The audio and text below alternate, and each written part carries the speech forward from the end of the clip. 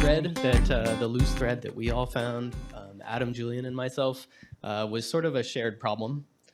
And oh yeah, welcome, first of all.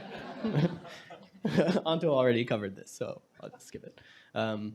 Was this shared problem. And we found when we were at home and looking to control our music or adjust our lights, we would pull out our phone, and then 5 minutes later, whoops, I forgot to change the music, or I forgot to flip the lights. I've become distracted by this thing in my pocket. And so that idea that our phones were maybe part of a problem led us to this phrase, no phone home, and that got us waxing nostalgic about E.T. And 1982. So I love the awe. What is it about this that makes us feel so warm and fuzzy? There's something just really wholesome and comforting about this period. And so when we tried to unpack that, we realized that this was a different era, and we decided to call it the Age of Instruments. What we mean by the Age of Instruments is that each reaction that I'm trying to get out of my world has an input that's a one-to-one correspondence. And those things are really strong, and we have a lot of the verbs in our language are connected to those actions that we take to change our environment. I flip a light switch, I turn the volume up by actually adjusting a physical knob. And so you have this really strong relationship, one-to-one relationship between what I do with my physical body and the change I'm creating in the world. And leaning into cinema some more, we also often use cinema for inspiration about the future, and maybe sometimes it's also a warning about the future. And so in this case, we have kind of a dark warning about the future, about where things might go with technology. And this feels really relevant to today. We decided to call this the age of the interface. And so in this world now, we maybe tap a screen, we maybe talk to a machine, and those actions can produce all kinds of outputs in the world. There's no longer any kind of direct relationship between what I'm doing with my body and the outcome I'm creating in the world. It's also really powerful. We carry the interface to everything in our pocket, or maybe around our wrist, on our face, and we can find it anywhere. We can control the world or access the world from anywhere. But at what cost?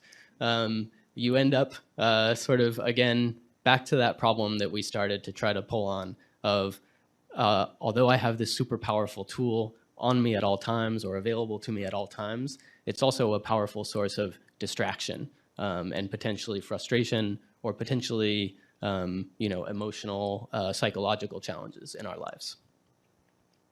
And just to sort of, I know you guys are all understanding where we're coming from here, but just to beat into that a little more, the way it was in the Age of Instruments, if I wanted to read the news, I'd reach for the newspaper, unfold it, maybe sit down with my coffee, and I'd read the news. And the way it is now, I maybe reach for my phone to get the news, and whoops, there's a text message, and that text message has a link to Instagram. I start scrolling, and suddenly, an hour later of ASMR videos, I forgot about the news entirely.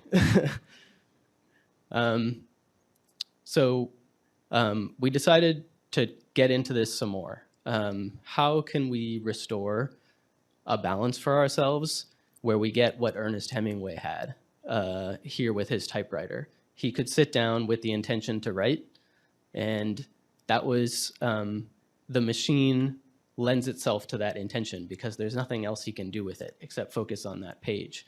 So the instrument that he's using is all about focusing on that task that he intended to achieve. He's not accidentally watching an hour of videos when he sits down to write. So we're going to cover two different projects that came out of this, this idea, this question. Adam's going to talk about Auris. Julian's going to talk about Solana. And then we'll talk a little bit about where this might go and open it up for questions after that. Going to hand it to Adam. Cool.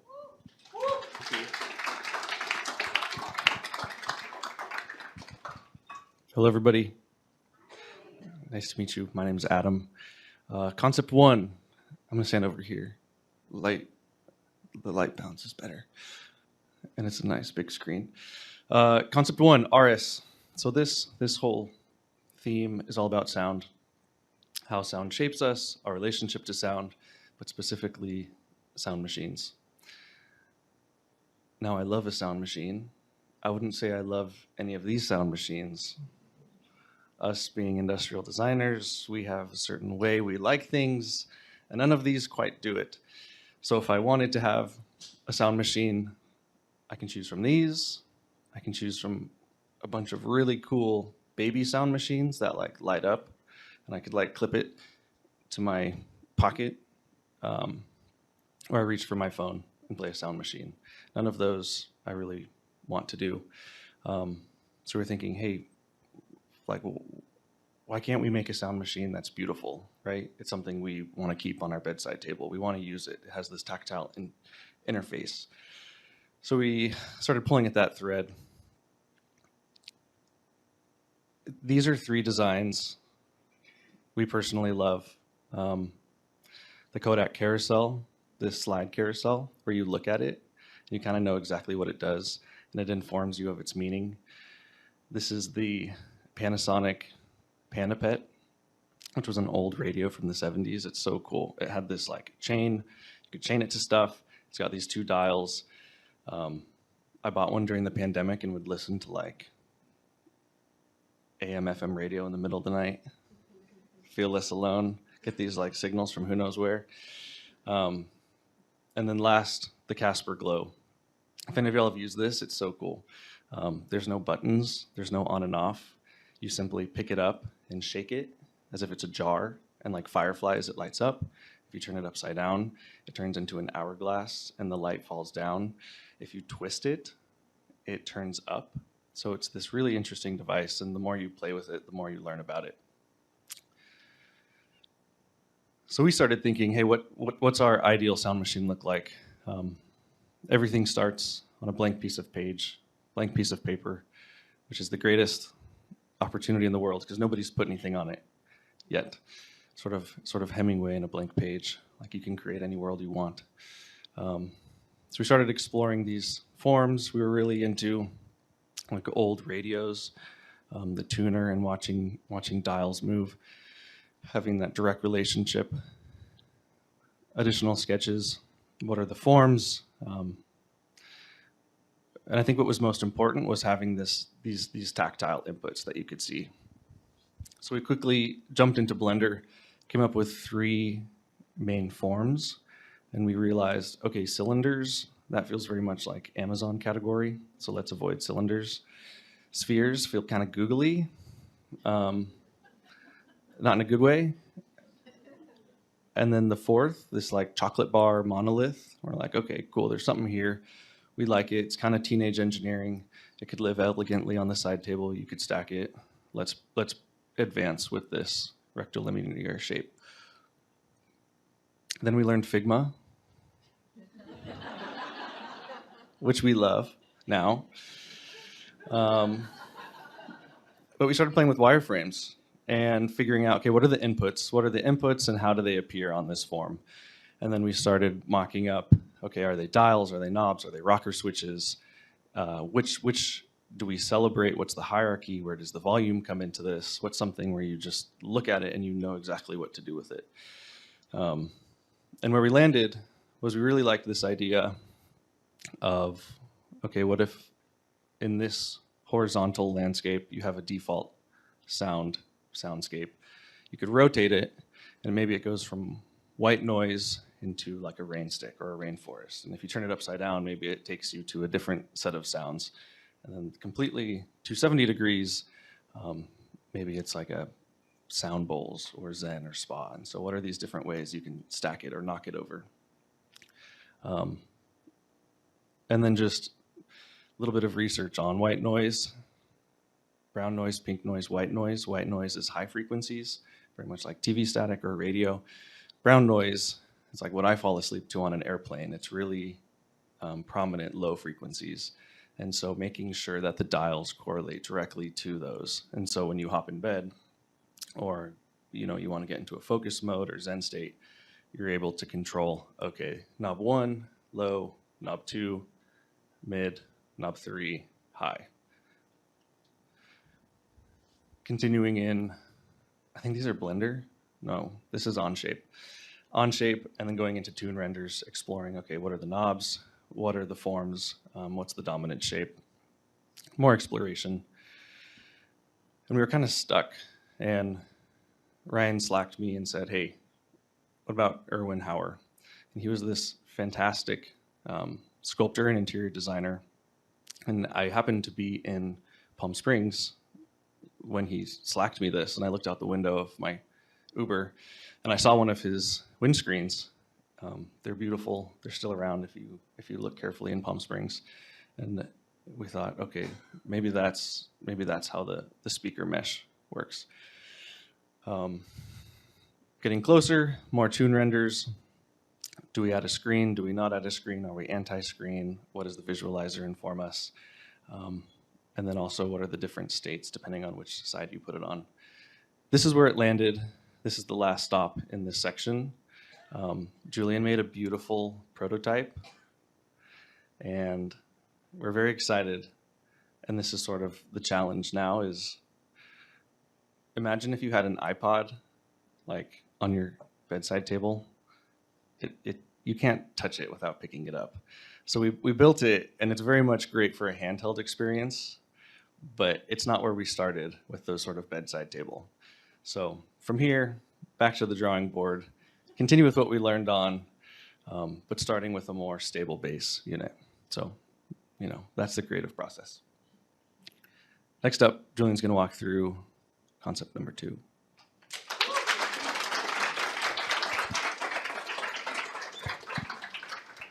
All right. Hello, everyone. Nice to meet you all. My name is Julian. I'm going to be talking about Solana today.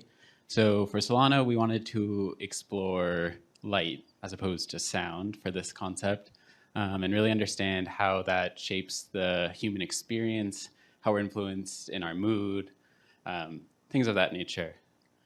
So, like Adam said, love to start on the blank page, start with sketching. So through this exploration, we looked at different forms, different ways that we could cast light. Are we projecting it? Is it diffused? Are we using kind of the ambient environment to bounce light off of? Things like that. And then also thinking about how that might influence the form. If we want to project, what could that look like?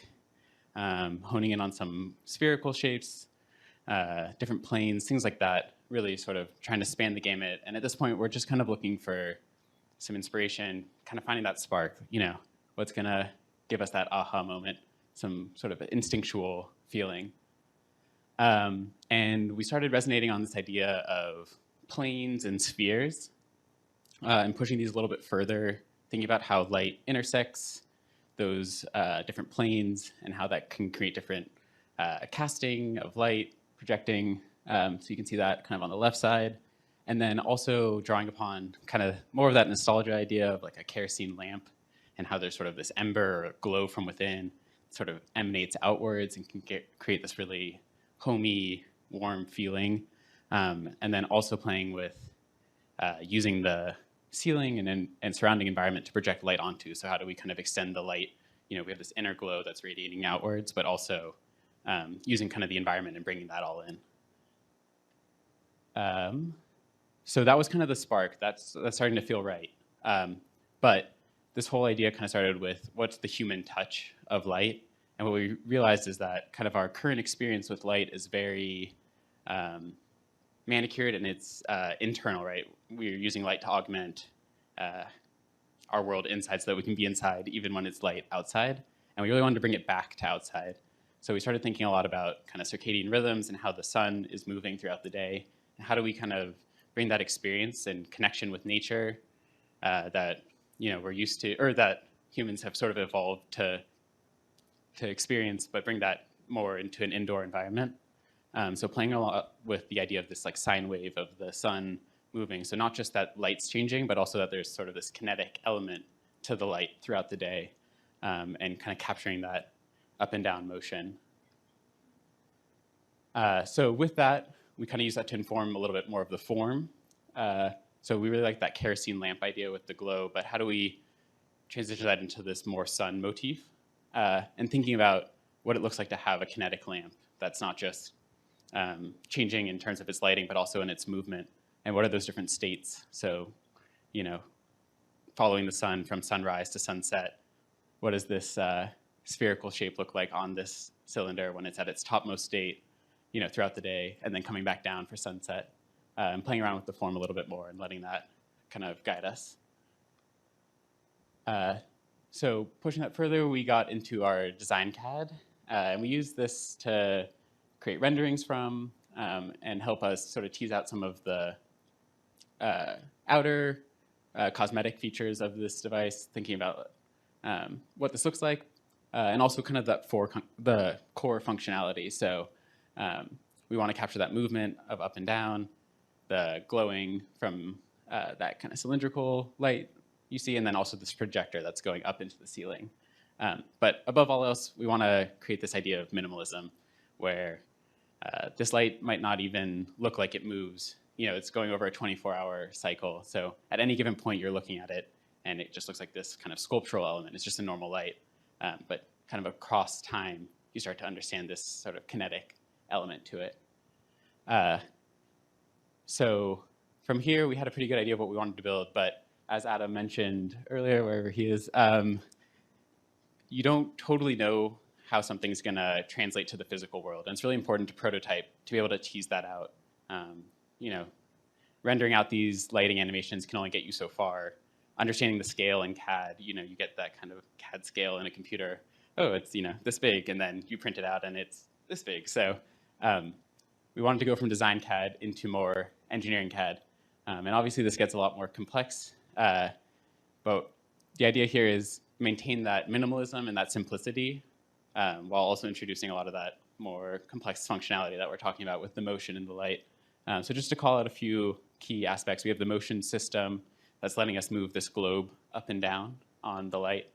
We have the lighting element, so that globe that's sort of radiating outwards. And then finally, the projector that's giving us that projection surface, kind of bringing in the ambient environment into the lighting.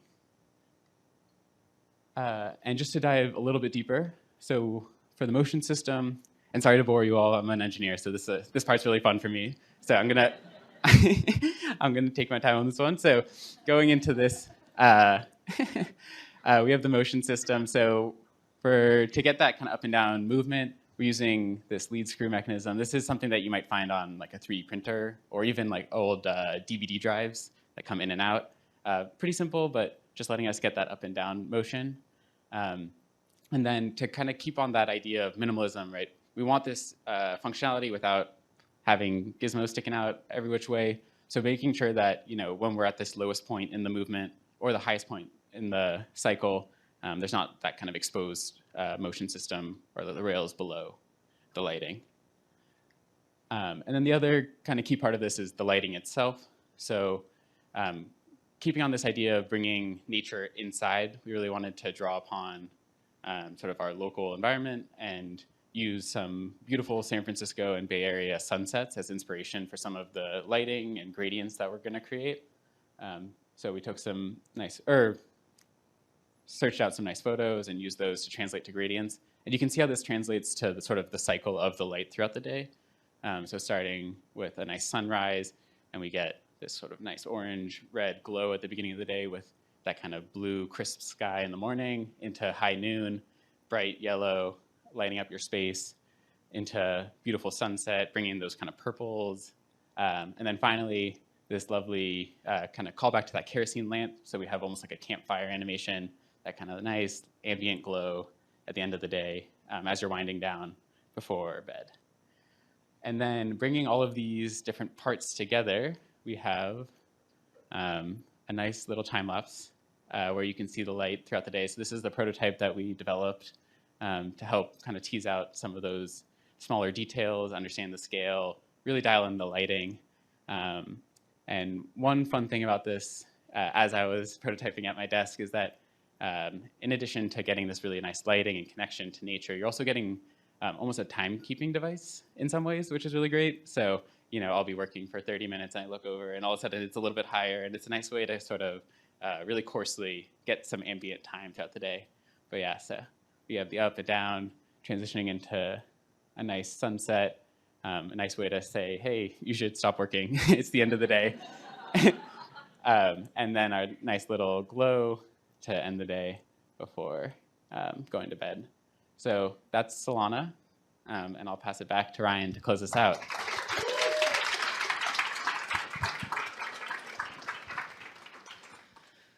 All right, and you can check out the Solana prototype after the talk. It's out there on the table. It's not on its proper full day loop. It's on like a 3-minute cycle. So you don't have to wait around all day to see how it goes. I introed sort of the loose thread that we started to pull on. I don't think we actually answered our question exactly, but it certainly took us to an interesting place. And I want to connect that to how we work at Frog and to what we hope to do with this community moving forward. Rana is Latin for frog. You might have guessed from our name that our founder, Hartmut, was a little bit obsessed with frogs. He had a pet Brazilian tree frog named Fridolin, and she may or may not be the inspiration for our name. But he also, that rebellious curiosity that Anto introduced at the beginning continued throughout Hartmut's career when he was at the helm of Frog. He was constantly looking out for what was the next frontier of design and constantly exploring how design could better the world. This example of the motorcycle is something where he said, why can a motorcycle not be beautiful and fast, but also safe? Motorcycles at that time were really good at killing their riders. And so he explored new forms that would bring a lot of safety to the motorcycle. And he also produced a zine in the early 90s. He called that Rana as well. Lots of his other concept work took this name, Rana. And so since this was a side project, a passion project for us that we're doing kind of in between our real work, our client projects, we decided to take that Rana portion of Hartmut's passion about creative frontiers and combine it with our no phone home concept of the analog, bringing back that one-to-one relationship with our technology. And so we have this name, Ronalog, and we think that that's something bigger and messier than what the two concepts that we showed you today. It's sort of what is design's role in shaping how humans relate to our new technologies.